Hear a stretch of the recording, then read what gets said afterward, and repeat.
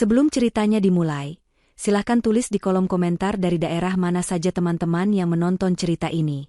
Jangan lupa like dan subscribe agar channel ini bisa semakin berkembang dan bisa mempersembahkan cerita yang lebih menarik lagi. Kepalaku terasa seperti diguncang oleh badai yang tak terlihat. Setiap kali aku mencoba untuk bangkit dari tempat tidur, ruangan di sekelilingku berputar dengan cepat, memaksaku untuk kembali merebahkan diri di atas bantal yang terasa lembab oleh keringat dinginku. Ini sudah hari kelima.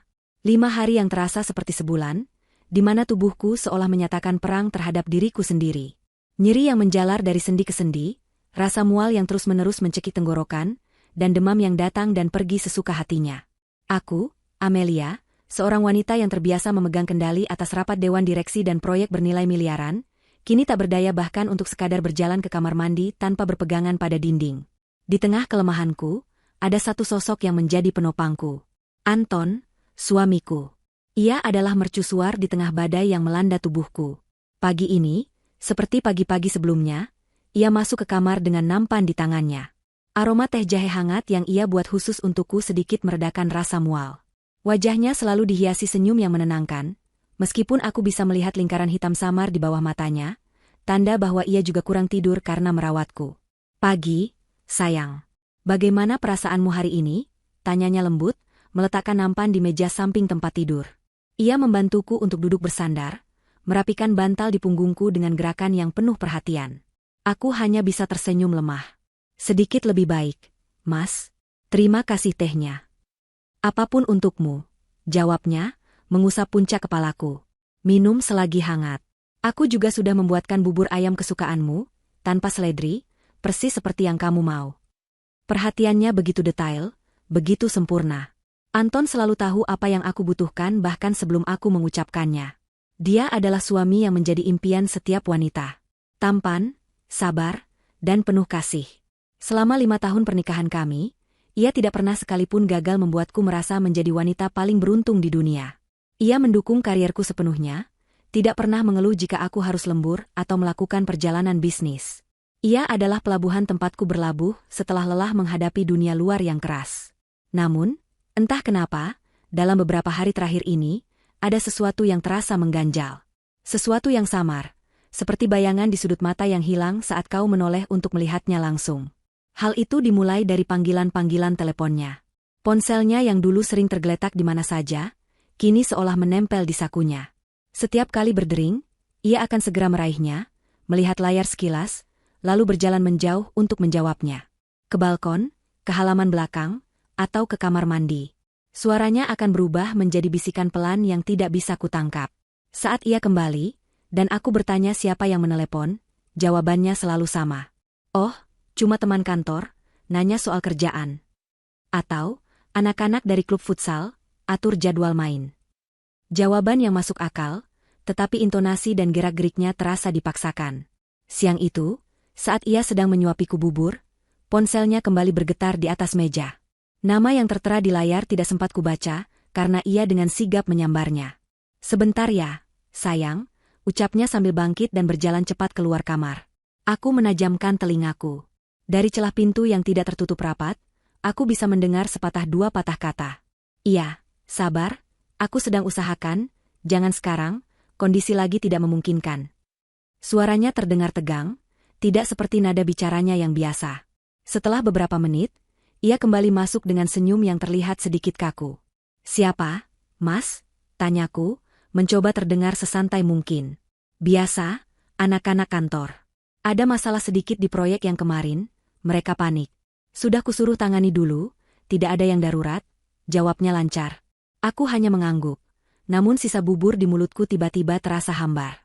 Firasat buruk mulai merayap di dalam hatiku, dingin dan tidak menyenangkan. Mungkinkah aku hanya terlalu sensitif karena sedang sakit? Mungkin aku hanya berprasangka buruk pada suamiku yang begitu setia. Aku mencoba menepis pikiran itu jauh-jauh, menyalahkan hormon dan rasa sakit yang membuat otakku tidak bisa berpikir jernih. Sore harinya, kondisiku memburuk. Demamku melonjak tinggi, dan aku mulai menggigil hebat. Anton panik. Ia segera menelepon dokter keluarga kami. Dokter Wijaya tiba setengah jam kemudian, wajahnya tampak serius saat memeriksa kondisiku. Setelah melakukan pemeriksaan singkat, ia menatap Anton dan aku bergantian. Bu Amelia harus segera dibawa ke rumah sakit. Kondisinya tidak bisa lagi ditangani dengan rawat jalan. Harus ada observasi dan penanganan intensif, kata Dr. Wijaya dengan nada tegas. Dunia serasa runtuh di atas kepalaku. Rumah sakit. Aku benci tempat itu.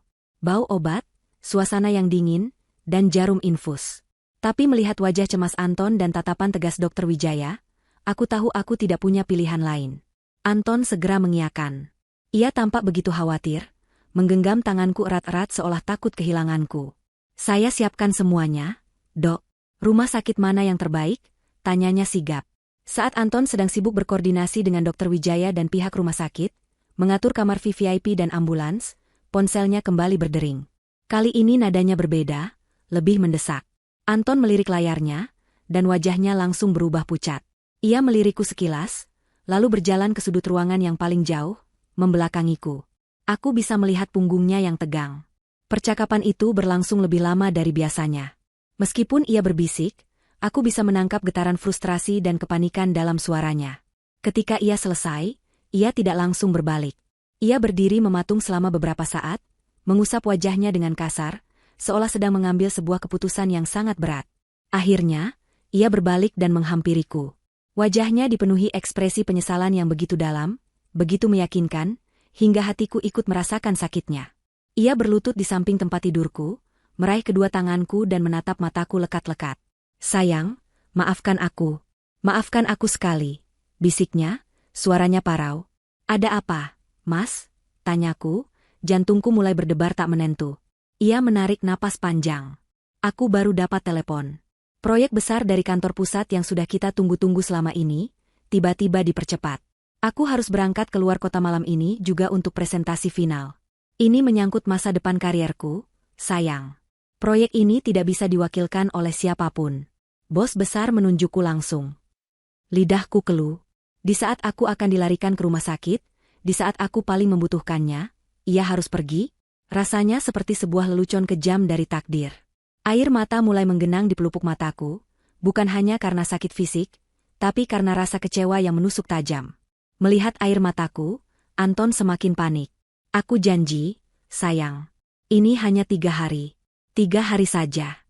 Setelah presentasi selesai, aku akan langsung terbang kembali ke sini.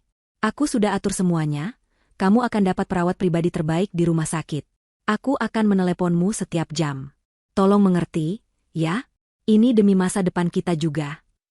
Ia memohon dengan wajah yang begitu tulus, begitu tersiksa. Bagaimana aku bisa menolaknya? Aku tahu betapa pentingnya pekerjaan bagi Anton. Selama ini, aku yang lebih dominan dalam hal finansial, dan aku tahu ia selalu ingin membuktikan dirinya, ingin bisa setara denganku. Mungkin ini adalah kesempatannya. Dengan berat hati, dengan firasat buruk yang semakin mencekik leherku, aku mengangguk lemah. Pergilah, Mas. Aku tidak apa-apa, bisikku, meskipun setiap sel dalam tubuhku menjeritkan kata sebaliknya. Anton memelukku erat, mencium keningku lama. Terima kasih, sayang. Kamu memang istri yang paling pengertian. Aku mencintaimu. Setengah jam kemudian, setelah ambulans datang dan membawaku, Anton berpamitan di lobi rumah sakit. Ia masih mengenakan pakaian rumah, tapi di sampingnya sudah ada sebuah koper kecil yang entah kapan ia siapkan. Ia memelukku sekali lagi sebelum aku didorong masuk ke dalam lift. Aku berangkat ke bandara sekarang. Hati-hati ya. Aku akan segera kembali, ucapnya. Aku hanya bisa menatap punggungnya yang menjauh dan menghilang di balik pintu kaca lobi. Saat itu, aku merasa begitu sendirian. Aku mencoba meyakinkan diriku bahwa semuanya akan baik-baik saja, bahwa Anton hanya menjalankan tugasnya sebagai seorang profesional. Namun firasat buruk itu, bayangan samar yang selama ini hanya ada di sudut mataku, kini terasa semakin nyata dan besar. Ruangan VVIP nomor 207 ini seharusnya terasa nyaman. Fasilitasnya lengkap, melebihi kamar hotel bintang 5. Ada sofa empuk untuk tamu, televisi layar datar berukuran besar, kulkas kecil yang terisi penuh dengan jus dan air mineral, serta jendela raksasa yang menyuguhkan pemandangan taman rumah sakit yang asri. Namun, semua kemewahan itu terasa hampa dan dingin. Bagiku, ruangan ini tidak lebih dari sebuah sangkar emas yang indah. Tempatku dikurung bersama rasa sakit dan kesepian. Bau antiseptik yang tajam menusuk hidung, suara mesin pemantau detak jantung yang berbunyi monoton menjadi musik latar yang mengerikan, dan selang infus yang menancap di punggung tanganku adalah pengingat konstan akan betapa rapuhnya diriku saat ini. Perawat pribadi yang dijanjikan Anton memang ada. Seorang wanita paruh-baya bernama Suster Ratih yang ramah dan cekatan. Ia membantuku mengganti pakaian, memeriksa infus, dan memastikan aku meminum obat tepat waktu. Tapi kehadirannya tidak mampu mengisi kekosongan yang ditinggalkan Anton. Malam pertama adalah yang terberat. Setiap derit pintu di koridor, setiap langkah kaki yang terdengar, membuatku berharap itu adalah Anton yang kembali, mengatakan bahwa perjalanannya dibatalkan. Tapi harapan itu pupus seiring berjalannya malam. Aku mencoba meneleponnya beberapa kali, hanya untuk disambut oleh nada sibuk.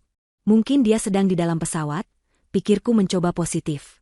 Aku mengiriminya pesan singkat, menanyakan apakah ia sudah sampai dengan selamat. Pesan itu hanya bertanda centang 1. Aku memejamkan mata, mencoba tidur, namun pikiranku berkelana. Aku teringat saat-saat awal pernikahan kami. Anton begitu protektif. Saat aku hanya terkena flu ringan, ia akan mengambil cuti dari kantornya hanya untuk merawatku. Ia akan memasak sup ayam, membacakan buku untukku, dan tidak akan beranjak dari sisiku sampai aku benar-benar sembuh. Pria yang sama kini berada ribuan kilometer jauhnya saat aku terbaring lemah di rumah sakit. Apakah pekerjaan benar-benar telah mengubahnya? Ataukah ada hal lain yang telah berubah? Sekitar pukul 11 malam, ponselku akhirnya bergetar. Nama, suamiku, tertera di layar. Dengan napas tertahan, aku menjawabnya. Halo, Mas? Halo, sayang. Maaf baru bisa telepon. Baru saja mendarat dan ini lagi di jalan menuju hotel. Di sini sinyalnya susah sekali. Terdengar suara Anton di seberang, berpadu dengan suara bising yang aneh. Bukan seperti suara di dalam taksi atau mobil sewaan. Lebih mirip suara keramaian, seperti di sebuah aula besar. Syukurlah kamu sudah sampai. Bagaimana perjalanannya? Tanyaku, mencoba mengabaikan kejanggalan itu. Lancar, lancar. Kamu bagaimana? Sudah makan? Obatnya sudah diminum? Rentetan pertanyaannya terdengar seperti sebuah formalitas yang dihafalkan. Sudah, Mas. Aku baik-baik saja di sini. Baguslah. Maaf ya, aku tidak bisa lama-lama. Besok pagi sekali harus sudah siap untuk presentasi. Aku akan telepon lagi kalau ada waktu. Cepat sembuh ya, sayang. Aku mencintaimu. Tuh, panggilan itu berakhir begitu saja, sebelum aku sempat membalas ucapan cintanya. Aku menatap layar ponselku dengan nanar. Percakapan itu terasa begitu singkat, dingin, dan berjarak. Tidak ada kehangatan yang biasanya kudapatkan darinya. Rasa curiga yang sempat kutepis kini kembali dengan kekuatan penuh. Keesokan harinya, rutinitas yang sama terulang. Suster Ratih merawatku dengan baik. Dokter datang untuk memeriksa, dan makanan hambar dari rumah sakit tersaji di depanku. Aku menghabiskan sebagian besar waktuku menatap langit-langit putih yang membosankan, atau memandangi ponsel, menunggu panggilan yang tak kunjung datang. Siang itu, aku mencoba meneleponnya lagi. Panggilan pertama tidak diangkat. Panggilan kedua langsung dialihkan ke pesan suara. Aku mengiriminya pesan, menanyakan kabarnya. Pesan itu terkirim, tapi tidak dibaca. Rasa sepi dan cemas mulai menggerogoti kewarasanku. Aku merasa seperti orang bodoh yang ditinggalkan. Untuk mengalihkan pikiranku, aku memutuskan untuk berjalan-jalan sebentar di koridor. Aku menekan tombol pemanggil, dan Suster Ratih datang membantuku turun dari tempat tidur, membawa tiang infus bersamaku. Pelan-pelan saja ya, Bu Amelia, katanya sambil memapahku. Koridor rumah sakit terasa sepi di jam-jam seperti ini. Hanya ada beberapa perawat yang berlalu lalang dan keluarga pasien yang duduk menunggu di kursi-kursi yang disediakan. Aku berjalan perlahan, setiap langkah terasa berat. Udara di luar kamarku terasa sedikit berbeda, setidaknya tidak terlalu pengap. Aku berjalan menyusuri lorong, melewati kamar-kamar lain yang pintunya tertutup rapat. Aku berhenti di dekat sebuah jendela besar di ujung koridor, memandangi ambulans yang datang dan pergi di area lobi bawah. Kehidupan dan kematian terasa begitu dekat di tempat ini. Aku menghela napas, merasakan sesak di dadaku yang sepertinya tidak ada hubungannya dengan penyakitku. Saat itulah aku melihatnya. Di lobi lantai bawah, di antara kerumunan orang, mataku menangkap siluet seorang pria yang sedang berbicara di telepon. Perawakannya, gaya rambutnya, postur tubuhnya saat berdiri, semuanya begitu familiar. Jantungku serasa berhenti berdetak. Pria itu memakai kemeja biru lengan panjang yang digulung hingga ke siku. Kemeja yang sama persis dengan yang dikenakan Anton saat ia berpamitan denganku kemarin. Kemeja biru favoritnya. Tidak mungkin. Aku pasti salah lihat. Mungkin efek obat-obatan ini membuatku berhalusinasi. Pria itu berada cukup jauh di bawah sana, dan wajahnya tidak terlihat jelas. Aku memicingkan mata, mencoba mendapatkan pandangan yang lebih baik.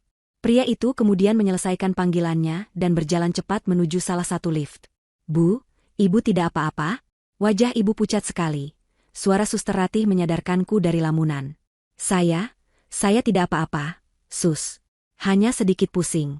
"Sebaiknya kita kembali ke kamar," ucapku dengan suara bergetar. Sepanjang perjalanan kembali ke kamar, otakku bekerja keras. Itu tidak mungkin Anton. Dia sedang berada di luar kota. Dia sedang berjuang untuk karirnya. Dia tidak mungkin membohongiku. Itu pasti hanya orang yang kebetulan mirip. Sangat mirip. Tapi kenapa jantungku berdebar begitu kencang? Kenapa firasat burukku menjerit begitu keras? Kembali di dalam kamar, aku mencoba menenangkan diri. Aku meminum segelas air, mencoba berpikir logis. Tidak ada alasan bagi Anton untuk berada di rumah sakit ini tanpa memberitahuku. Itu tidak masuk akal. Aku pasti hanya terlalu merindukannya sehingga melihat bayangannya di mana-mana. Ya, pasti begitu. Namun, rasa penasaran itu seperti bara api yang terus menyala. Aku tidak bisa tenang. Bayangan pria berkemeja biru itu terus menari-nari di benakku. Setengah jam kemudian, didorong oleh kekuatan yang aku sendiri tidak tahu datang dari mana, aku membuat sebuah keputusan nekat. Aku harus memastikannya sendiri. Aku turun dari tempat tidur, kali ini tanpa bantuan suster Ratih yang sedang istirahat. Dengan langkah yang masih sedikit goyah, aku menyeret tiang infusku keluar dari kamar. Aku tidak tahu apa yang kucari atau kemana tujuanku. Aku hanya mengikuti instingku. Aku menekan tombol lift yang sama dengan yang dinaiki pria tadi. Tapi aku tidak tahu dia turun di lantai berapa. Saat pintu lift terbuka, aku ragu-ragu. Haruskah aku melakukan ini? Bagaimana jika aku salah? Aku akan terlihat seperti wanita gila yang cemburuan. Tapi bagaimana jika aku benar? Tepat saat aku akan melangkah mundur, mataku menangkap sesuatu di ujung lorong lain yang berlawanan. Pria berkemeja biru itu. Dia baru saja keluar dari apotek yang ada di dalam rumah sakit, menenteng sebuah kantong plastik putih berisi obat. Kali ini, jaraknya lebih dekat. Cahaya koridor menerangi wajahnya dengan jelas. Tidak ada keraguan lagi. Setiap inci dari wajah itu adalah wajah yang kukenal dan kucintai selama 5 tahun terakhir. Itu adalah Anton. Suamiku. Napas tertahan di tenggorokanku. Seluruh persendianku terasa lemas, dan aku harus berpegangan pada dinding agar tidak jatuh. Dia ada di sini, di rumah sakit yang sama denganku. Dia membohongiku. Semua cerita tentang perjalanan dinas, proyek penting, dan sinyal susah adalah kebohongan. Namun, pukulan yang paling mematikan belum datang. Anton tidak sendirian. Ia berjalan menghampiri seorang wanita yang duduk di kursi roda tidak jauh dari apotek. Seorang wanita muda, dengan perut yang membuncit besar. Wanita itu sedang hamil tua. Dengan gerakan yang penuh kelembutan dan kasih sayang, Anton merangkul bahu wanita itu, memberikan kantong obat padanya, dan mendorong kursi rodanya. Mereka bergerak perlahan menyusuri koridor, menuju ke satu arah yang membuat darahku serasa membeku di dalam nadiku. Mereka menuju bangsal persalinan. Dunia di sekelilingku seolah berhenti berputar. Suara-suara di koridor rumah sakit, pengumuman dari pengeras suara, derit roda kereta dorong, percakapan pelan antara perawat dan keluarga pasien, semuanya meredup menjadi dengungan sayup yang tak berarti. Satu-satunya yang nyata adalah pemandangan di depanku. Suamiku, Anton, mendorong kursi roda seorang wanita hamil yang bukan aku, menuju bangsal persalinan. Kekuatan macam apa yang membuat kakiku masih bisa berdiri tegak? Aku tidak tahu. Mungkin ini yang dinamakan kekuatan dari keterkejutan, saat tubuhmu membeku untuk melindungi pikiranmu dari kehancuran total. Rasa sakit fisik yang sejak pagi menggerogoti tubuhku seketika lenyap, digantikan oleh ngilu yang jauh lebih dalam dan menyiksa, sebuah ngilu yang merobek jiwa. Selang infus di tanganku terasa dingin, sama dinginnya dengan hatiku saat itu. Kebohongan. Semua yang ia katakan adalah kebohongan. Perjalanan dinas, proyek penting, masa depan kami. Semuanya hanyalah sebuah sandiwara yang ia rancang dengan begitu rapi. Dan aku, dengan bodohnya, menjadi penonton sekaligus korban utama dalam pertunjukannya. Naluri pertamaku adalah berteriak, memanggil namanya, berlari ke arahnya, dan menuntut penjelasan. Aku ingin menjambak rambut wanita itu, menanyakan siapa dia dan apa hubungannya dengan suamiku. Tapi sebuah suara dingin di dalam kepalaku menahanku. Jangan bertindak gegabah. Jika aku membuat keributan sekarang, aku hanya akan mendapatkan penyangkalan. Anton adalah pembohong yang ulung, ia pasti sudah menyiapkan 1001 alasan. Mungkin ia akan bilang wanita itu adalah adik sepupunya, atau rekan kerjanya, atau siapapun itu yang terdengar masuk akal. Aku butuh bukti yang tak terbantahkan. Aku butuh tahu seberapa dalam lubang kebohongan yang telah ia gali. Maka, dengan sisa-sisa kesadaran yang kumiliki, aku mulai bergerak. Bukan untuk menghampiri mereka, tapi untuk mengikuti mereka. Aku menjadi bayangan. Aku menjaga jarak, bersembunyi di balik pilar, di balik rombongan keluarga lain, atau di balik pot-pot tanaman besar yang menghiasi koridor. Setiap langkah terasa berat, seolah aku menyeret beban tak kasat mata yang terbuat dari pengkhianatan dan patah hati. Tiang infus yang setia menemaniku menjadi saksi bisu perjalananku menuju neraka pribadiku. Aku melihat mereka berhenti di depan meja pendaftaran bangsal persalinan. Anton berbicara dengan perawat di sana dengan begitu tenang dan percaya diri, seolah ia sudah sering melakukan ini. Ia menyerahkan beberapa dokumen, mungkin kartu identitas wanita itu. Aku mencoba mendekat, berpura-pura sedang membaca brosur kesehatan di dinding, agar bisa mendengar percakapan mereka. Atas nama Nona Lunasari, ya, Pak, tanya perawat itu. Iya, Sus. Kamar VVIP yang sudah saya pesan kemarin. Jawab Anton. Luna. Jadi itu namanya? Nama yang terdengar indah untuk seorang perusak rumah tangga. Anton bahkan sudah memesan kamar VVIP untuknya. Kamar yang sama mewahnya dengan kamarku. Dengan uang siapa? Tentu saja dengan uangku. Kemarahan mulai membakar es di hatiku, memberiku kehangatan yang aneh dan kekuatan untuk terus melangkah. Setelah urusan administrasi selesai, seorang perawat lain membawa Luna masuk ke dalam salah satu ruang perawatan.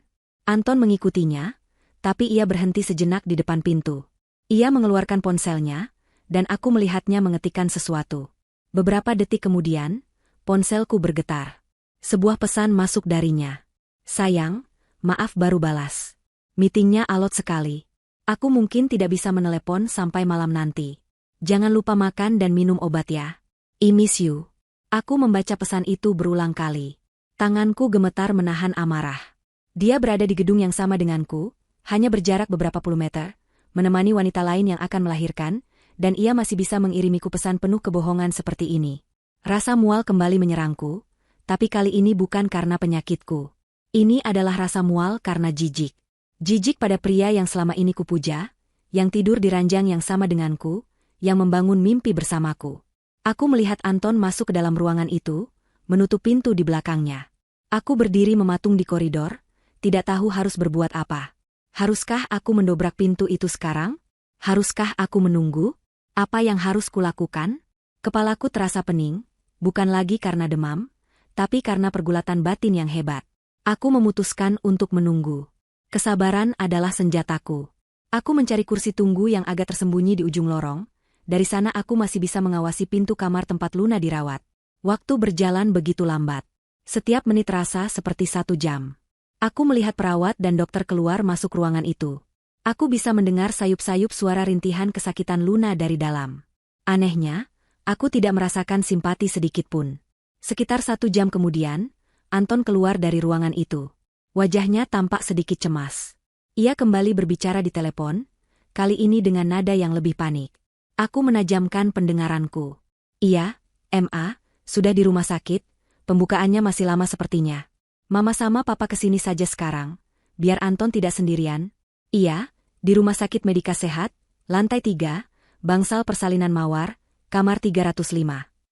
Mama, papa, jadi, dia juga melibatkan keluarganya? Atau keluarga wanita itu? Kepalaku semakin pusing mencoba menyusun kepingan-kepingan puzzle yang menyakitkan ini. Setelah menutup telepon, Anton tidak kembali masuk ke kamar.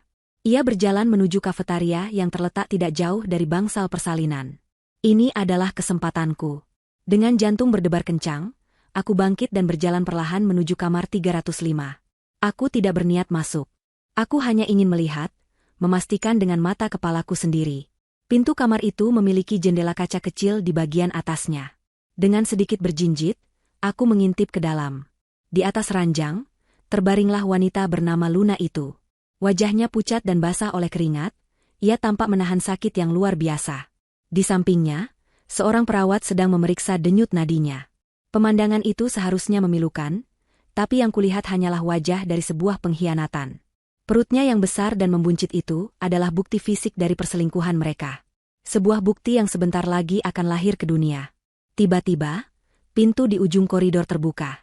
Sekelompok orang paruh baya masuk dengan langkah tergesa-gesa. Seorang wanita yang tampak panik bertanya pada perawat jaga, "Sus, kamar Nona Luna di mana ya? Kami orang tuanya." Perawat itu menunjuk ke arah kamar 305, ke arah di mana aku sedang berdiri. Jantungku serasa copot. Dengan cepat aku berbalik dan berjalan secepat yang aku bisa dengan tiang infus ini, kembali ke tempat persembunyianku di kursi tunggu.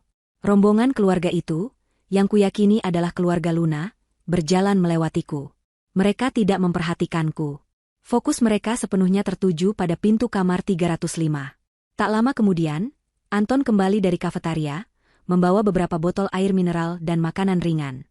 Ia terkejut melihat rombongan keluarga itu, namun wajahnya segera berubah menjadi senyum hangat. "Loh, Papa, Mama, sudah sampai," sapanya ramah. Seorang pria paruh baya menepuk pundak Anton.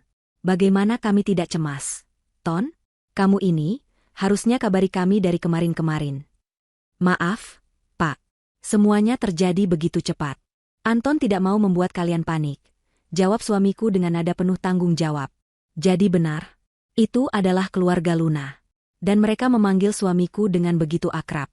Mereka menyambutnya seolah ia adalah bagian dari keluarga mereka. Seolah ia adalah menantu mereka. Aku duduk di kursiku, tersembunyi dalam bayang-bayang, menyaksikan seluruh drama itu terungkap di depan mataku. Aku bukan lagi hanya seorang istri yang diselingkuhi. Aku adalah penonton rahasia dari kehidupan kedua suamiku. Sebuah kehidupan yang ia bangun dengan begitu sempurna di atas puing-puing kepercayaanku. Dan aku tahu, pertunjukan ini baru saja dimulai. Aku harus terus menontonnya sampai akhir. Seluruh udara di paru-paruku seolah tersedot habis.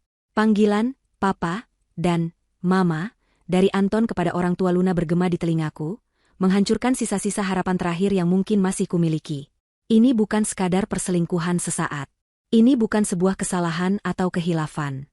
Ini adalah sebuah kehidupan paralel yang telah ia bangun. Sebuah kebohongan yang terstruktur, sistematis, dan melibatkan begitu banyak orang. Suamiku, Anton, telah menjalani peran ganda dengan begitu lihai. Di satu sisi, ia adalah suami perhatian bagi Amelia yang kaya raya. Di sisi lain, ia adalah calon ayah dan menantu idaman bagi keluarga Luna.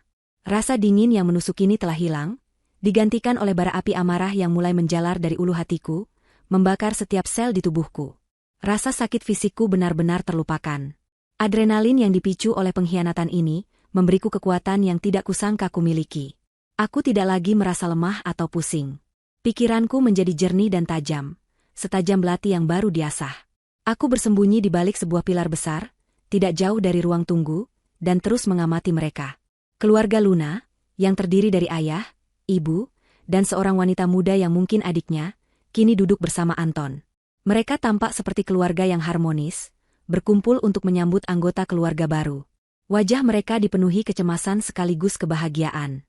Wajah Anton, di sisi lain, adalah sebuah mahakarya akting. Ia menampilkan ekspresi cemas seorang calon ayah dengan sempurna. Ia menggenggam tangan Ibu Luna, meyakinkannya bahwa semuanya akan baik-baik saja. "Tenang, Ma.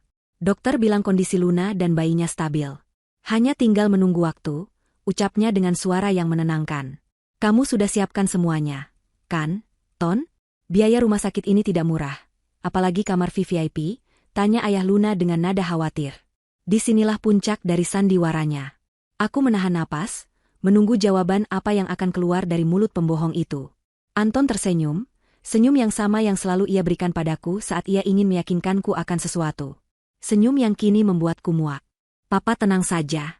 Semuanya sudah aku siapkan. Aku sudah bekerja keras untuk ini. Yang penting sekarang adalah keselamatan Luna dan calon anak kita. Soal biaya, itu urusan gampang," katanya dengan penuh percaya diri. "Urusan gampang. Tentu saja gampang, karena bukan uangnya yang akan ia gunakan. Itu uangku. Uang hasil kerja kerasku, uang dari warisan orang tuaku. Setiap tetes keringatku, setiap jam yang kuhabiskan untuk bekerja lembur, kini akan ia gunakan untuk membiayai kelahiran anak dari hasil perselingkuhannya." Kemarahan di dalam diriku mencapai titik didih. Aku mengepalkan tanganku begitu erat hingga kuku-kukuku menancap di telapak tanganku, meninggalkan bekas bulan sabit yang menyakitkan. Rasa sakit fisik itu sedikit membantu menyalurkan amarahku yang meluap-luap. Aku perlu tahu lebih banyak. Aku harus memahami keseluruhan cerita sebelum aku menghancurkan panggung sandiwaranya. Aku melihat adik Luna beranjak dari tempat duduknya, berjalan menuju mesin penjual minuman otomatis yang terletak tidak jauh dari tempatku bersembunyi. Ini adalah kesempatanku. Dengan langkah yang dibuat sesantai mungkin, aku berjalan ke arah yang sama, seolah aku juga ingin membeli minuman. Aku berhenti di sebelah mesin penjual, berpura-pura sedang memilih-milih minuman, sementara telingaku kupasang tajam-tajam. "Mbak, permisi," sapaku pada wanita muda itu dengan senyum ramah. Ia menoleh dan tersenyum balik. "Iya, Mbak. Maaf, saya lihat dari tadi sepertinya sedang cemas. Menunggu keluarga yang mau melahirkan juga, ya?" Tanyaku, memulai taktikku. Wajahnya langsung berseri-seri. "Iya, Mbak. Kakak saya yang pertama." Aduh, kami semua tegang sekali. Ini cucu pertama di keluarga kami. "Wah, selamat ya. Pasti bahagia sekali." Suaminya kelihatannya sayang sekali ya sama kakak Mbak. Dari tadi tidak beranjak, wajahnya cemas sekali. Pancingku lagi. Pancinganku berhasil. Ia langsung bersemangat menceritakan calon kakak iparnya yang luar biasa itu. "Oh, Mas Anton? Dia memang suami idaman, Mbak. Baiknya luar biasa. Sejak pacaran sama Mbak Luna, dia perhatian sekali. Keluarga kami sempat ragu dulu, karena status Mas Anton katanya duda kaya yang ditinggal mati istrinya. Tapi melihat keseriusan dan cintanya pada Mbak Luna, orang tua saya akhirnya luluh juga. Duda kaya yang ditinggal mati istrinya." Kalimat itu menghantamku seperti sebuah truk. Jadi, di dalam dunianya yang lain ini, aku sudah mati. Aku tidak ada. Aku hanyalah sebuah cerita masa lalu yang tragis, yang memuluskan jalannya untuk menjadi pahlawan bagi keluarga Luna. Ia tidak hanya mengkhianatiku, ia telah menghapus keberadaanku. Ia membunuhku secara perlahan dalam narasi kebohongannya. Aku berusaha keras menjaga senyum di wajahku, meskipun di dalam, hatiku sudah hancur berkeping-keping. "Wah, hebat sekali ya Mas Anton. Beruntung sekali kakak Mbak mendapatkannya." "Iya, Mbak. Dia pengusaha sukses katanya, punya banyak bisnis. Makanya bisa kasih fasilitas terbaik untuk Mbak Luna. Kami sekeluarga bersyukur sekali," tambahnya lagi dengan bangga. "Pengusaha sukses. Bisnis. Semua itu adalah milikku. Perusahaan yang kubangun dari nol, properti yang kuinvestasikan, semua atas namaku. Anton hanya seorang manajer di salah satu perusahaan milik kenalan keluargaku, dengan gaji yang bahkan tidak cukup untuk membayar cicilan mobil mewahnya, mobil yang juga kubelikan untuknya. Saya doakan semoga persalinan kakaknya lancar ya, Mbak," ucapku akhirnya, merasa sudah mendapatkan informasi yang lebih dari cukup. "Terima kasih banyak, Mbak," jawabnya tulus. Aku kembali ke tempat persembunyianku, kali ini dengan pandangan yang sama sekali berbeda. Aku tidak lagi melihat Anton sebagai suami yang berkhianat. Aku melihatnya sebagai seorang penipu, seorang parasit, seorang kriminal yang telah melakukan pencurian identitas dan penipuan besar-besaran. Dia bukan hanya menghancurkan hatiku, dia telah mempermainkan dan memanfaatkan hidupku untuk membangun istana kebohongannya. Aku melihat mereka semua masuk kembali ke dalam kamar perawatan Luna, mungkin karena proses persalinan akan segera dimulai. Aku ditinggal sendirian lagi di koridor yang sepi. Tapi kali ini, kesepian itu tidak terasa menyakitkan. Kesepian ini memberiku ruang untuk berpikir, untuk merencanakan. Air mata tidak lagi ada. Yang tersisa hanyalah tekad yang dingin dan membatu. Pria itu telah membunuhku dalam ceritanya. Sekarang, giliranku untuk menghancurkan dunianya yang nyata. Aku tidak akan hanya mengambil kembali apa yang menjadi milikku. Aku akan memastikan dia, wanita itu, dan semua orang yang telah termakan oleh kebohongannya merasakan akibat dari perbuatan mereka. Aku akan menjadi sutradara dari babak akhir pertunjukan ini. Dan aku akan memastikan, ini adalah sebuah pertunjukan kehancuran yang tidak akan pernah mereka lupakan seumur hidup mereka. Aku menatap pintu kamar 305, pintu yang bagiku kini adalah pintu menuju neraka dunia bagi Anton. Dan aku memegang kuncinya. Aku berjalan kembali ke kamarku, ruang 207, dengan langkah yang anehnya terasa lebih ringan dari sebelumnya. Tiang infus yang tadi kuseret seperti sebuah beban, kini terasa seperti tongkat komando, sebuah penanda kekuasaan yang akan segera kurebut kembali.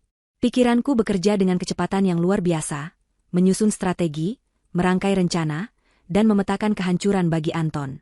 Tidak ada lagi Amelia yang lemah, yang pasrah, yang menelan semua kebohongan manis suaminya. Wanita itu telah mati, persis seperti yang Anton ceritakan kepada keluarga selingkuhannya. Yang tersisa sekarang adalah seorang ratu yang kerajaannya diusik, dan ia siap untuk berperang. Sesampainya di kamar, aku menutup pintu dengan pelan. Aku menatap pantulan diriku di layar televisi yang gelap. Wajahku pucat, rambutku sedikit berantakan, dan gaun pasien berwarna biru pudar ini membuatku terlihat menyedihkan. Aku benci pemandangan ini. Ini adalah citra korban, dan aku menolak menjadi korban dalam ceritaku sendiri. Aku akan menjadi penentu akhir dari semua ini. Aku duduk di tepi tempat tidur, mengambil napas dalam-dalam untuk menenangkan detak jantungku yang berpacu bukan karena sakit, tapi karena amarah dan antisipasi. Lalu, aku meraih ponselku. Benda pipih yang menjadi sumber sakit hatiku beberapa jam yang lalu, kini akan menjadi senjata utamaku. Panggilan pertama adalah untuk pengacara keluargaku, Pak Tirtayasa. Ia sudah mengabdi pada keluargaku sejak ayahku masih hidup. Ia mengenalku sejak aku masih gadis kecil. Telepon berdering 3 kali sebelum suaranya yang berat dan tenang terdengar. Halo, Amelia? Ada apa? Saya dengar kamu sedang di rumah sakit. Apa semua baik-baik saja? Tanyanya, nada suaranya penuh kekhawatiran tulus. Saya baik-baik saja, Om Tirta. Jauh lebih baik dari yang Om bayangkan, jawabku, dan aku terkejut sendiri mendengar betapa dingin dan tenangnya suaraku. Tidak ada getaran, tidak ada isak tangis. Hanya ketegasan yang mutlak. Saya butuh bantuan Om. Segera. Sekarang juga. Hening sejenak di seberang sana. Pak Tirta pasti bisa merasakan perubahan drastis dalam diriku. Tentu, Amel. Katakan apa yang kamu butuhkan. Pertama, siapkan surat gugatan cerai atas nama saya, Amelia Wijaya, terhadap suami saya, Antonius Prawira, ujarku, mengucapkan nama lengkap Anton seolah itu adalah nama orang asing. Tuntutannya, cerai talak 3 tanpa syarat. Saya tidak ingin mediasi. Saya ingin ini selesai secepat mungkin. Amel, apa yang terjadi? Ini sangat tiba-tiba. Apakah kalian? Saya belum selesai, Om, potongku dengan tajam, namun tetap sopan. Kedua, mengenai harta. Saya mau Om mengurus penarikan semua aset atas nama saya. Semua properti, semua kendaraan, semua saham dan investasi. Perjanjian pranikah kita jelas, dan sebagian besar aset ini adalah warisan dan hasil kerja saya sendiri sebelum dan selama pernikahan. Saya punya semua dokumennya. Pastikan tidak ada 1 sen pun yang bisa ia klaim. Ketiga, dan ini yang paling mendesak, lanjutku, mengambil jeda sejenak. Blokir semua kartu kredit tambahan atas nama Anton yang terhubung dengan rekening utama saya. Bekukan semua akses perbankannya ke rekening bersama. Tarik semua dana ke rekening pribadi saya yang tidak bisa ia akses. Saya mau, saat fajar besok, dia bangun sebagai seorang pria yang tidak memiliki apapun selain pakaian yang melekat di badannya. Pak Tirtayasa terdiam cukup lama. Aku bisa membayangkan kerutan di dahinya. Amelia, ini sangat ekstrim. Apa yang sudah Anton lakukan padamu? Dia sudah membunuhku, Om. Dalam ceritanya, aku sudah mati, jawabku lirih, namun penuh penekanan. Lakukan saja apa yang saya minta. Anggap ini permintaan terakhir dari putri sahabat Om. Suara helaan napas berat terdengar. Baiklah, Amelia. Saya tidak akan bertanya lebih jauh untuk saat ini. Saya percaya padamu. Saya akan mengerahkan tim saya malam ini juga. Besok pagi, semua yang kamu minta akan selesai. Terima kasih, Om. Aku menutup telepon. 1 pilar penyangga hidup Anton sudah siap kuruntuhkan. Panggilan kedua adalah untuk Tuan Wijoyo. Beliau adalah pemilik perusahaan tempat Anton bekerja, dan yang lebih penting, beliau adalah sahabat karib almarhum ayahku. Aku memanggilnya Om Wijoyo. Beliau selalu menganggapku seperti putrinya sendiri. Justru karena itulah, penempatan Anton di perusahaannya adalah murni karena kebaikannya padaku, bukan karena kompetensi Anton semata. Halo, Om Wijoyo, selamat sore. Ini Amelia. Amel. Astaga, Nak, Om dengar kamu masuk rumah sakit. Bagaimana keadaanmu? Om mau jenguk dari kemarin tapi kata Anton kamu butuh istirahat total dan tidak boleh diganggu. Jawabnya dengan suara hangat yang kebapakan. Lidahku terasa keluh sesaat. Jadi Anton juga menggunakan namaku untuk memblokir orang-orang yang peduli padaku, untuk mengisolasiku dalam sangkar kebohongannya. Amarahku kembali menyala. Justru karena itu saya menelepon. Om, ada hal yang sangat penting yang harus Om ketahui, menyangkut Anton. Ada apa dengannya? Apa dia tidak merawatmu dengan baik? Aku menarik napas. Anton tidak ada di sini, Om. Dia bilang pada saya, dia sedang melakukan perjalanan dinas keluar kota atas perintah langsung dari kantor pusat. Proyek yang sangat penting dan tidak bisa diwakilkan. Apakah itu benar? Hening. Aku bisa mendengar Tuan Wijoyo berpikir. Perjalanan dinas? Kantor pusat? Tidak ada, Amel. Tidak ada proyek mendesak keluar kota untuk level manajer minggu ini. Apalagi yang menunjuk Anton secara langsung. Saya pasti tahu. Bingo. Begitu ya, Om, kataku dengan suara yang kubuat terdengar gemetar. Kalau begitu, saya tidak tahu suami saya sedang berada di mana. Tapi yang jelas, dia tidak sedang dinas. Dia berbohong. Apa maksudmu, Nak? Jelaskan pada Om. Dan aku pun menjelaskan. Bukan sebagai wanita yang mengamuk, tapi sebagai seorang pelapor yang tenang dan faktual. Aku menceritakan kebohongannya, keberadaannya di rumah sakit yang sama, tentang wanita hamil bernama Luna, tentang sandiwaranya sebagai duda kaya, dan pengusaha sukses, dan bagaimana ia menggunakan reputasiku serta nama baik perusahaan Tuan Wijoyo untuk menipu satu keluarga penuh. Di ujung telepon, aku hanya mendengar napas Tuan Wijoyo yang memburu menahan amarah. Kurang ajar. Beraninya dia melakukan itu padamu, pada putri sahabatku. Beraninya dia mencoreng nama baik perusahaanku. Karena itu, saya punya satu permintaan. Om, jangan pecat dia sekarang. Jangan telepon dia. Biarkan dia tetap berada dalam dunianya yang sempurna. Kataku.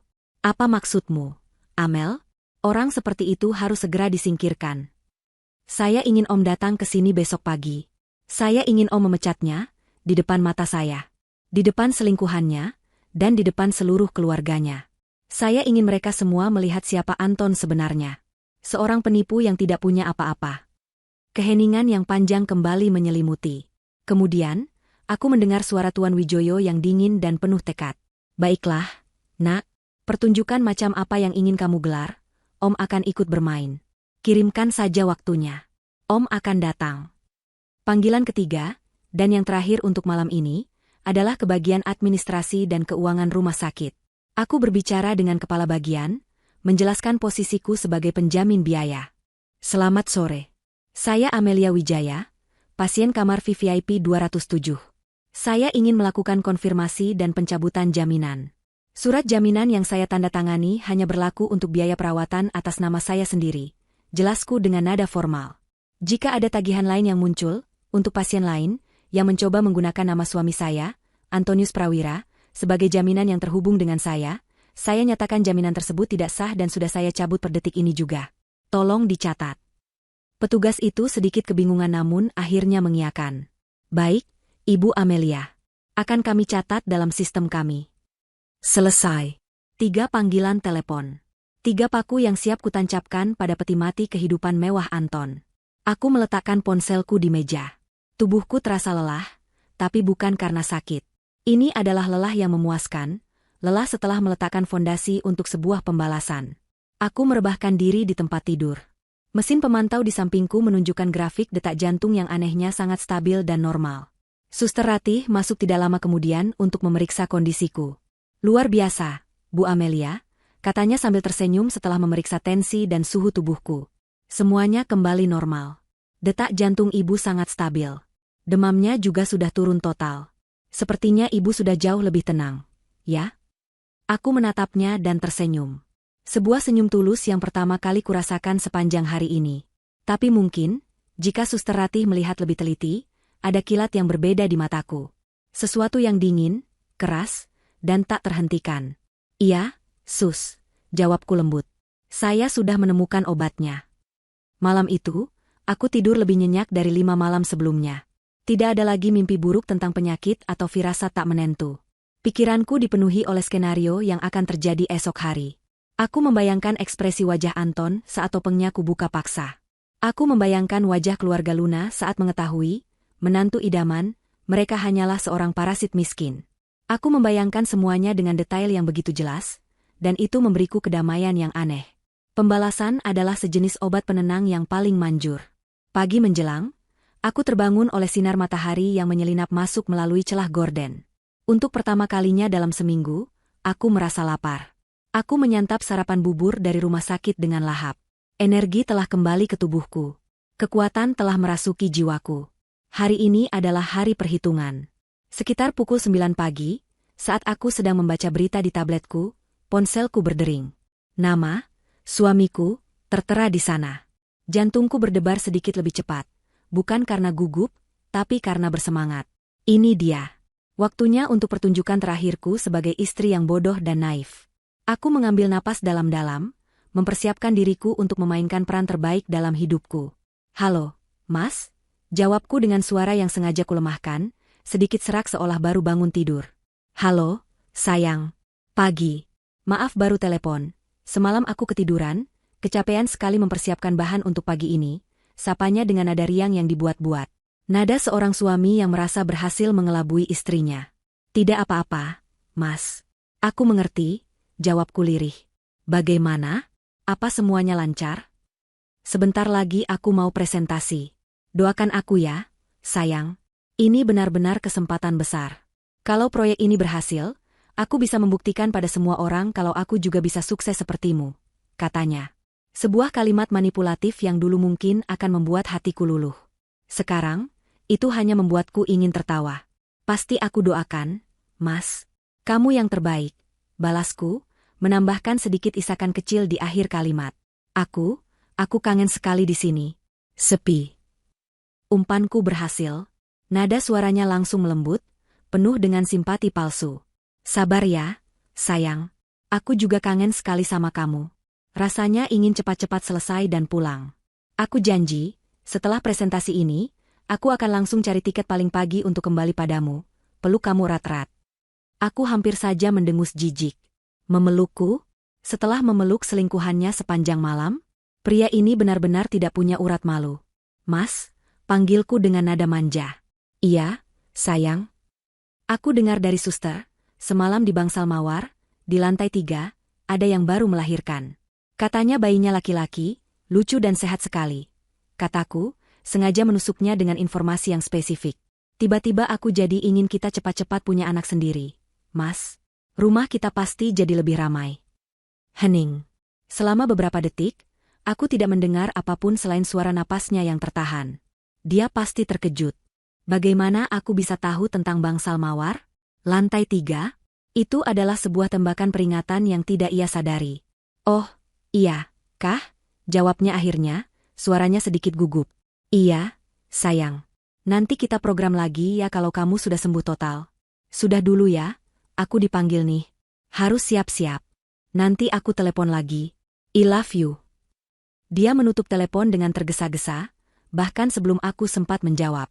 Aku tersenyum penuh kemenangan. Aku berhasil menggoyahkannya. Dia pasti sekarang sedang bertanya-tanya, merasa sedikit tidak aman. Biarkan saja. Biarkan kecemasan kecil itu menggerogotinya sebelum badai yang sesungguhnya datang.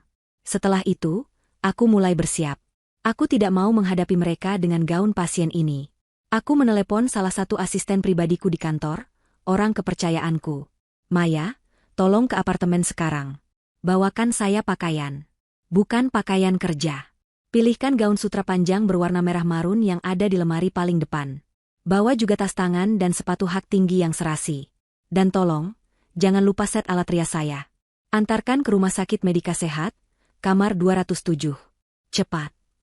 Maya, yang terbiasa dengan perintah-perintah anehku, hanya menjawab, siap, Bu. 1 jam kemudian, semua yang kuminta sudah tiba. Aku meminta Suster Ratih membantuku melepas selang infus. Awalnya ia menolak, tapi setelah aku sedikit memaksa dan mengatakan bahwa dokter sudah mengizinkan, ia akhirnya menurut. Aku masuk ke kamar mandi dan menatap cermin. Wajah pucat itu harus hilang. Dengan tangan yang mantap, aku mulai merias wajahku. Bukan riasan tebal, tapi riasan yang mampu menonjolkan ketegasan di wajahku. Alis yang terbentuk sempurna, eyeliner yang tajam, dan lipstik berwarna merah darah yang klasik. Aku menata rambutku, membiarkannya tergerai dengan rapi. Terakhir, aku mengenakan gaun sutra merah marun itu. Kainnya terasa dingin dan licin di kulitku, memberiku sensasi kekuasaan. Aku bukan lagi pasien. Aku adalah hakim, juri, sekaligus eksekutor. Tepat saat aku selesai mengenakan sepatuku, ponselku bergetar. Sebuah pesan dari pengacaraku, Pak Tirta. Saya sudah di lobi, Amel. Semua dokumen sudah siap. Beberapa detik kemudian, pesan lain masuk. Dari Om Wijoyo. Om sudah parkir. Kapan pertunjukan dimulai, Nak? Semua pion sudah berada di tempatnya. Semua aktor pendukung sudah siap di belakang panggung. Aku, sang aktris utama, sudah siap untuk naik panggung. Tepat saat aku akan melangkah keluar kamar, pintu di ujung koridorku terbuka. Seorang perawat berjalan cepat sambil berbicara dengan rekannya dengan nada gembira. Bayi di kamar 305 sudah lahir. Setengah jam yang lalu. Laki-laki, sehat, dan tampan sekali. Aku berhenti. Aku mendengar kabar itu, dan sebuah senyum dingin terukir di bibir merahku. Waktu yang sempurna. Anton dan keluarga barunya pasti sedang berada di puncak kebahagiaan mereka. Merayakan kelahiran sang pangeran kecil yang mereka pikir akan membawa sukacita. Mereka tidak tahu bahwa kelahiran itu justru akan menjadi lonceng kematian bagi dunia mereka. Sempurna, bisikku pada diriku sendiri. Biarkan mereka menikmati euforia palsu mereka selama beberapa menit lagi. Lalu, dengan punggung tegak dan langkah yang mantap, aku berjalan keluar dari kamarku, menuju bangsal mawar, menuju panggung pertunjukanku. Setiap langkah yang kuambil di sepanjang koridor rumah sakit ini adalah sebuah pernyataan. Gema dari sepatu hak tinggiku yang beradu dengan lantai marmer yang dingin dan mengkilap terdengar begitu kontras dengan suasana rumah sakit yang seharusnya tenang. Suara itu tajam, tegas, dan penuh tujuan. Beberapa perawat dan pengunjung yang berpapasan denganku menoleh, tatapan mereka penuh rasa ingin tahu. Mereka pasti bertanya-tanya, siapa wanita bergaun merah marun dengan riasan sempurna ini, berjalan dengan aura seorang ratu di tengah bangsal persalinan yang sibuk. Mereka tidak tahu, mereka sedang menyaksikan prolog dari sebuah drama kehancuran. Aku menyuruh Pak Tirta dan Om Wijoyo untuk menunggu di dekat lobi lift. Aku ingin masuk ke panggung itu sendirian terlebih dahulu. Aku ingin menikmati momen pertama saat dunia sempurna Anton retak di hadapannya, hanya dengan kehadiranku. Momen itu adalah milikku seorang. Semakin dekat aku dengan kamar 305, semakin jelas pula suara-suara bahagia dari dalam. Gelak tawa seorang pria parubaya, celoteh gembira seorang wanita yang lebih tua, dan suara lembut Anton yang penuh dengan keajaiban dan cinta palsu. Mereka sedang merayakan sebuah kehidupan baru, tanpa menyadari bahwa perayaan itu akan segera berubah menjadi sebuah ratapan. Pintu kamar itu sedikit terbuka, seolah takdir sendiri yang membukakan jalan untukku. Aku berhenti sejenak di depannya, mengintip melalui celah. Pemandangan di dalam sana persis seperti yang kubayangkan, namun 100 kali lebih menyakitkan. Anton berdiri di dekat ranjang, menggendong bayi mungil yang terbungkus selimut biru. Wajahnya bersinar dengan kebahagiaan murni saat ia menatap makhluk kecil di dekapannya. Di atas ranjang, Luna bersandar pada bantal, wajahnya lelah namun berseri-seri, matanya tak pernah lepas dari Anton dan bayi mereka. Di sekeliling mereka, berdiri keluarga Luna, tersenyum bangga. Sebuah potret keluarga yang sempurna. Sebuah lukisan indah yang dilukis di atas kanvas kebohonganku. Aku menarik napas panjang, bukan karena gugup, tapi untuk mengumpulkan semua amarah, semua rasa sakit, semua kekecewaan, dan mengubahnya menjadi kekuatan dingin yang mematikan. Lalu, dengan satu gerakan pelan namun mantap, aku mendorong pintu itu hingga terbuka lebar. Krek! Suara engsel pintu yang berderit memecah kehangatan di dalam ruangan itu seperti suara cambuk. Seketika, semua percakapan berhenti. Semua tawa lenyap. Semua kepala menoleh ke arah pintu, ke arahku. Waktu seolah melambat. Aku bisa melihat setiap ekspresi berubah dalam gerakan lambat. Ayah dan Ibu Luna menatapku dengan kebingungan, mungkin mengira aku adalah tamu atau kerabat lain yang datang menjenguk. Adik Luna sedikit mengerutkan kening, seolah mencoba mengingat di mana ia pernah melihatku. Luna sendiri, wajah bahagianya perlahan memudar, digantikan oleh ekspresi waspada dan tidak mengerti. Namun, reaksi yang paling memuaskan adalah reaksi Anton. Matanya melebar hingga nyaris keluar dari rongganya. Warna perlahan terkuras dari wajahnya, meninggalkannya pucat pasi seperti dinding rumah sakit di sekelilingnya. Senyum di bibirnya membeku lalu luruh menjadi ekspresi horor yang tak terlukiskan. Bayi yang ada di dekapannya seolah tak lagi ada artinya. Dunianya yang rapi dan terbagi dua, baru saja bertabrakan dengan dahsyat. Amelia, suaranya keluar seperti bisikan parau, penuh ketidakpercayaan. Ia mundur selangkah, tubuhnya sedikit limbung. Kakakmu, bagaimana kamu bisa ada di sini? Itu adalah pertanyaan terbodoh yang bisa ia ajukan. Pertanyaan seorang pendusta yang tertangkap basah dan otaknya gagal berfungsi. Aku tidak langsung menjawab. Aku membiarkan keheningan yang canggung itu menyiksa mereka selama beberapa detik. Aku melangkahkan kakiku masuk ke dalam ruangan, suara hak sepatuku kembali menggema di lantai, memecah kesunyian. Mataku menyapu setiap wajah di ruangan itu, satu persatu, sebelum akhirnya berhenti dan mengunci tatapanku pada Anton. Kenapa aku ada di sini? Aku mengulang pertanyaannya dengan nada tenang yang mengerikan. Aku juga pasien di rumah sakit ini, Anton. Di kamar VVIP 207. Kamar yang kau tinggalkan dengan alasan, perjalanan dinas, yang tidak pernah ada. Setiap kata yang kuucapkan adalah sebuah tamparan. Wajah Anton semakin pucat. Keluarga Luna mulai saling berpandangan, kebingungan dan kecurigaan mulai merayap di wajah mereka. Apa maksudnya ini, Ton? Tanya ayah Luna, suaranya mulai meninggi. Siapa wanita ini? Anton tergagap. Ia membuka mulutnya, mencari-cari kebohongan lain yang bisa ia rangkai. Pak, ini hanya salah paham. Dia tidak bisa menjelaskan karena tidak ada penjelasan yang masuk akal untuk sebuah pengkhianatan. Potongku, kali ini aku mengalihkan perhatianku sepenuhnya pada keluarga Luna. Aku berjalan mendekat, berdiri di tengah ruangan seperti seorang jaksa di ruang pengadilan. Aku menatap mereka dengan tatapan yang dingin namun tidak mengancam. Aku ingin mereka mendengarkan. Perkenalkan, kataku, suaraku jelas dan bergema di seluruh ruangan yang senyap. Nama saya Amelia Wijaya. Saya adalah istri sah dari pria yang sedang menggendong bayi itu. Pria yang kalian semua panggil dengan bangga sebagai menantu idaman. Sebuah pekikan tertahan keluar dari mulut Ibu Luna. Ayah Luna menatap Anton dengan mata membelalak, meminta konfirmasi. Luna, dari atas ranjangnya, menatapku dengan ngeri, lalu beralih ke Anton. Anton? Apa yang dia katakan? Itu tidak benar. Kan? Kamu bilang istrimu sudah meninggal. Duda kaya yang ditinggal mati istrinya? Aku menyeringai tipis, sebuah senyuman tanpa kehangatan. Itu cerita yang bagus. Sangat tragis, sangat heroik. Tapi seperti yang kalian lihat, saya masih sangat hidup. Dan sangat kaya. Jauh lebih kaya dari yang bisa dibayangkan oleh parasit penipu yang sedang berdiri di hadapan kalian ini. Suasana di dalam ruangan itu berubah menjadi kekacauan. Ibu Luna mulai menangis histeris. Ayah Luna maju selangkah, menunjuk wajah Anton dengan jari gemetar. Jadi kau menipu kami semua? Kau pembohong. Anton, yang kini benar-benar panik, mencoba bergerak ke arahku. Ia bahkan sepertinya lupa dengan bayi yang masih ada di tangannya. Amel, sayang, dengarkan aku dulu. Ini tidak seperti yang kamu pikirkan. Ini semua salah paham. Biar aku jelaskan. Ia mencoba meraih lenganku. Dengan cepat aku menarik tanganku, menatapnya dengan tatapan paling jijik yang bisa kuberikan. Jangan sentuh aku. Penjelasan? Aku tidak butuh penjelasanmu, kataku dengan suara bergetar menahan amarah. Pertunjukannya baru saja dimulai, Anton. Dan aku sudah mengundang beberapa bintang tamu utama untuk meramaikan acaramu.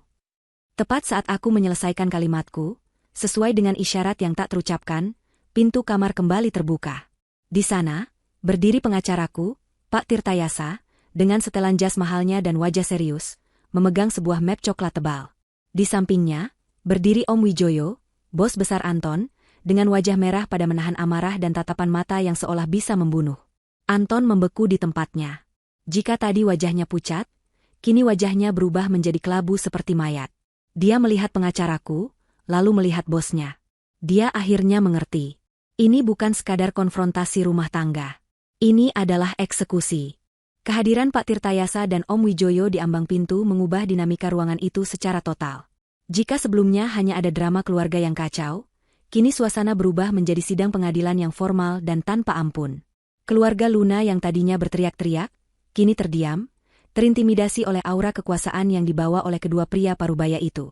Mereka mungkin tidak tahu siapa kedua orang ini, tapi mereka bisa merasakan bahwa ini adalah akhir dari segalanya. Pak Tirtayasa melangkah masuk lebih dulu, langkahnya mantap dan berwibawa. Ia sama sekali tidak mempedulikan tatapan bingung dari keluarga Luna. Matanya hanya tertuju pada satu target, Antonius Prawira. Selamat siang, Tuan Antonius. Sapa Pak Tirta dengan suara beratnya yang khas, suara yang biasa ia gunakan untuk membuat lawan bicaranya di pengadilan merasa kecil dan tidak berdaya. Anton hanya bisa menelan ludah. Tubuhnya gemetar hebat hingga bayi di dekapannya mulai bergerak gelisah dan menangis. Ibu Luna, dengan sigap, segera mengambil alih bayi itu dari tangan Anton yang sudah tidak bisa diandalkan. Pak Tirta membuka map coklat di tangannya, mengeluarkan setumpuk dokumen tebal. Ia mengacungkannya di depan wajah Anton. Mewakili klien saya, Ibu Amelia Wijaya, dengan ini saya secara resmi menyerahkan kepada Anda surat gugatan cerai beserta tuntutan-tuntutannya. Ia meletakkan tumpukan kertas itu dengan keras di atas meja kecil di samping ranjang, menimbulkan suara debuman yang mengejutkan. Anton tersentak, menatap kertas-kertas itu seolah itu adalah seekor ular berbisa. Dan agar semuanya jelas bagi semua pihak yang ada di ruangan ini, lanjut Pak Tirta, suaranya semakin lantang, sengaja agar didengar oleh keluarga Luna.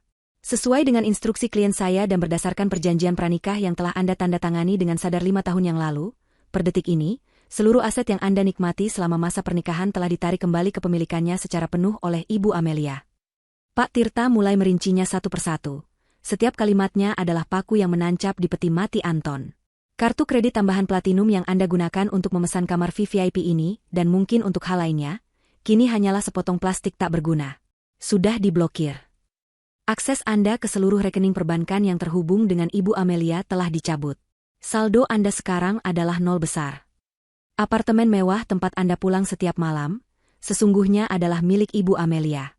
Kunci akses Anda akan segera dinonaktifkan. Anda tidak lagi punya rumah untuk pulang. Mobil sport yang Anda kendarai dengan bangga kemana-mana, yang cicilannya dibayar oleh Ibu Amelia, surat jaminannya telah dicabut. Pihak leasing akan segera menghubungi Anda untuk menarik kendaraan tersebut. Mungkin Anda bisa mencoba membayarnya dengan gaji Anda.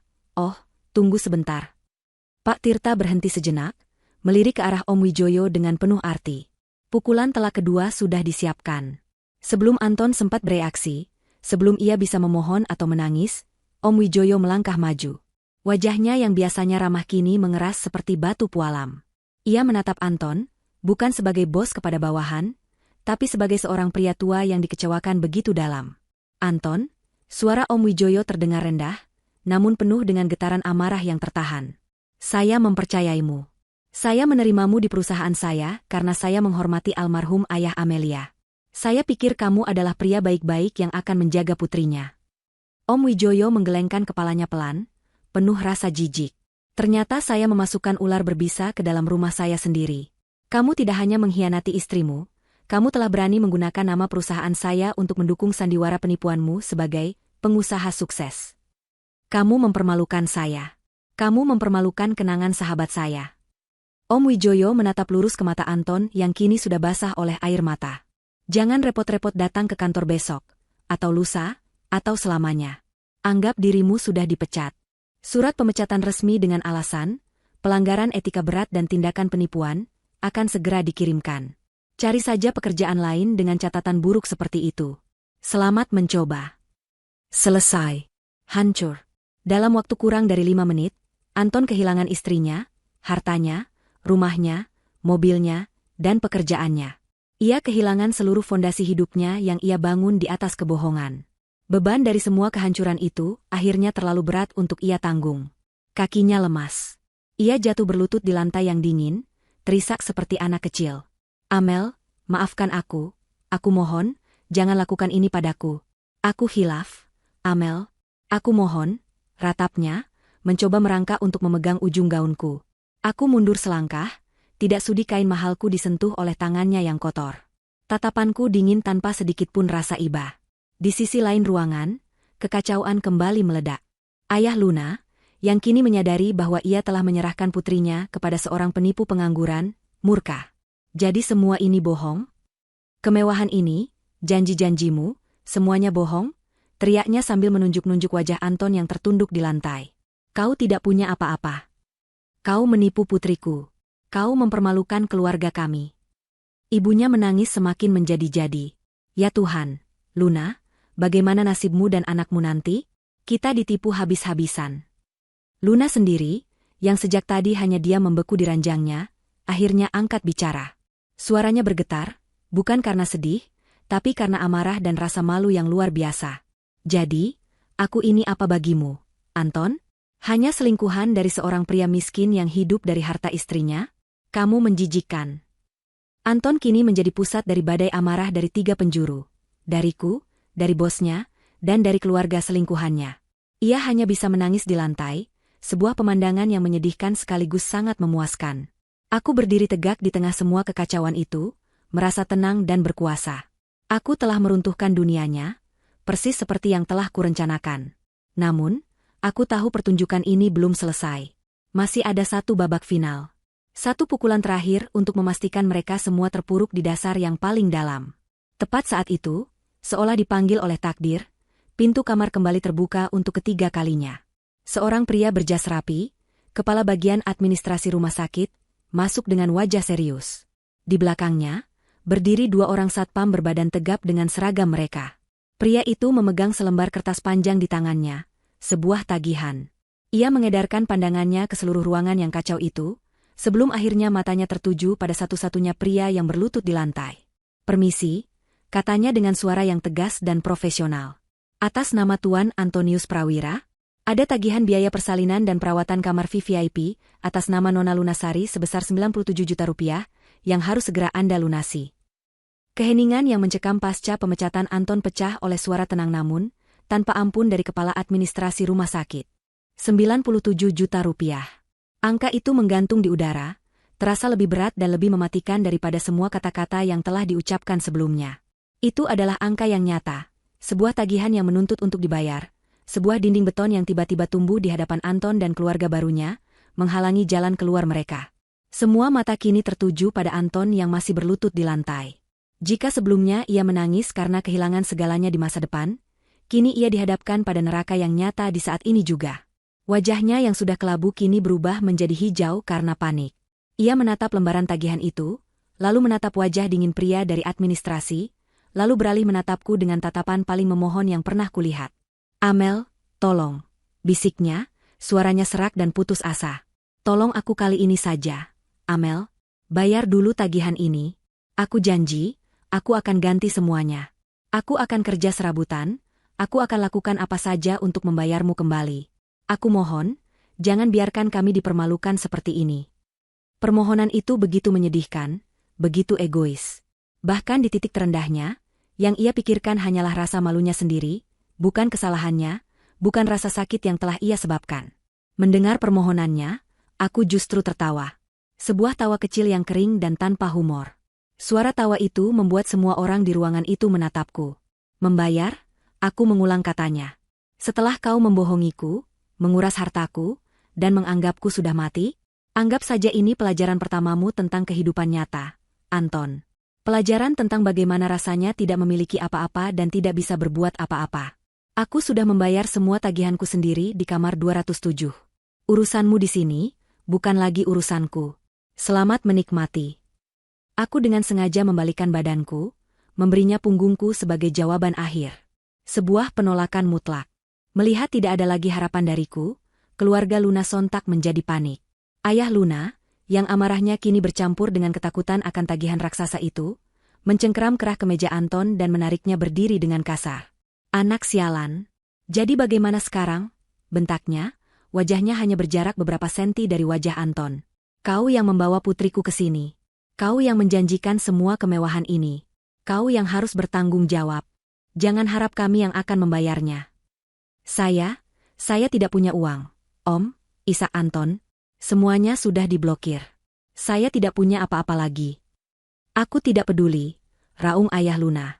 Di tengah keributan itu, kepala administrasi berdeham keras, menarik perhatian semua orang. "Maaf, Bapak, Ibu. Saya tidak peduli dengan masalah keluarga Anda. Peraturan rumah sakit kami jelas. Kami memberikan waktu 1 jam dari sekarang. Jika dalam 1 jam tagihan ini tidak dilunasi, baik secara tunai maupun transfer, dengan sangat menyesal kami harus meminta pasien dan seluruh keluarga untuk meninggalkan fasilitas kami.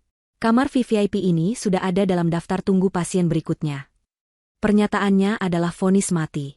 1 jam. Mereka panik.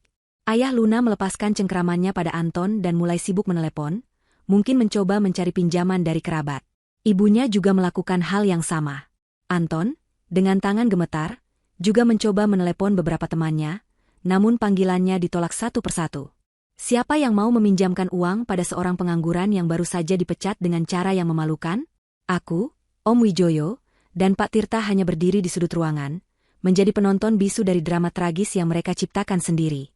Waktu 1 jam itu terasa seperti seumur hidup bagi mereka, dan berlalu begitu cepat bagiku. Panggilan telepon mereka tidak membuahkan hasil. Wajah mereka semakin putus asa setiap menitnya. Tepat 1 jam kemudian, kepala administrasi kembali masuk, kali ini dengan 2 satpam yang sama di belakangnya. "Waktu Anda sudah habis. Bagaimana?" Ayah Luna menatapnya dengan wajah memelas. Tolong, Pak. Beri kami waktu lagi. Kami sedang usahakan. Tidak bisa, Pak. Peraturan tetap peraturan, jawab kepala administrasi dengan tegas. Ia kemudian memberi isyarat kepada kedua satpam itu. Silakan, bantu keluarga ini untuk berkemas dan keluar dari sini. Inilah momen yang kutunggu. Momen di mana Karma tidak lagi mengetuk pintu, tapi mendobraknya dengan paksa. Kedua satpam itu bergerak dengan efisien. Salah satunya menghampiri Luna yang menangis di atas ranjang. Mohon maaf, Ibu. Ibu harus segera bangun. Kami akan siapkan kursi roda standar untuk Ibu. Luna, yang masih lemah pasca melahirkan, dipaksa untuk bangkit dari ranjang empuk kamar VVIP. Tidak ada lagi jubah sutra rumah sakit, ia hanya diberikan pakaian pasien biasa yang sudah kusam. Ia didudukan di kursi roda yang terbuat dari logam dingin, bukan lagi kursi roda nyaman yang tadi didorong Anton dengan penuh cinta. Satpam yang satunya lagi menghampiri Anton dan keluarga Luna. Silakan barang-barangnya segera dikemasi. Bawa yang perlu saja. Mereka mulai memunguti barang-barang mereka dengan tangan gemetar dan wajah tertunduk malu. Tas bayi yang mahal, hadiah-hadiah yang mungkin mereka siapkan, semua terlihat menyedihkan sekarang. Pemandangan itu adalah sebuah ironi yang sempurna. Setelah semuanya siap, prosesi pengusiran pun dimulai. Inilah Walk of Shame mereka. Dipimpin oleh dua satpam di depan dan dikawal oleh satu lagi di belakang, mereka diarah keluar dari kamar 305. Anton mendorong kursi roda Luna, kepalanya tertunduk dalam, tidak berani menatap siapapun. Ayah dan ibu Luna berjalan di belakangnya, membawa tas seadanya, wajah mereka merah pada menahan malu. Bayi yang baru lahir itu menangis kencang di dekapan neneknya, seolah ikut merasakan betapa kejamnya dunia yang baru saja ia masuki. Prosesi memalukan itu menyita perhatian seluruh penghuni lantai 3. Para perawat berhenti bekerja sejenak untuk menonton. Keluarga pasien lain yang sedang menunggu di koridor berbisik-bisik, menunjuk-nunjuk ke arah mereka. Mereka berjalan melewati kamar-kamar lain, melewati lobi bangsal, menuju lift umum yang ramai. Aku, Om Wijoyo, dan Pak Tirta mengikuti mereka dari kejauhan. Kami berdiri di dekat jendela besar di ujung koridor, tempat di mana aku pertama kali melihat siluet Anton kemarin. Dari sana, kami bisa melihat dengan jelas saat mereka keluar dari lift di lobi utama. Keramaian lobi membuat penghinaan mereka semakin menjadi-jadi.